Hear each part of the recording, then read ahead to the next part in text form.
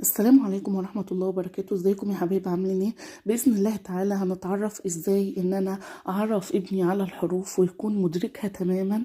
اول حاجة لازم نعملها نعرفه يكتب ازاي الحرف، تمام. تاني حاجة لازم نعملها ان احنا ما نعرفوش الحروف بحركة الفتح وحركة الكسر وحركة الضم، لا، لازم يعرف الحروف كلها تماما ويكون متقنها، وبعد كده نبدأ ايه الحركات له. طيب، يبقى اول حاجة هيعرف ازاي يكتب الحرف، ان حرف الالف ده ايه؟ ارنب، اسد، اسماء، احلام، ده بحرف الالف.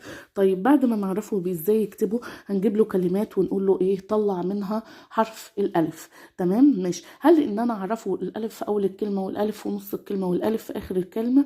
لا طبعا، ما ينفعش ان انا اعرفه الالف في اول الكلمه، لان كده انا بلخبطه.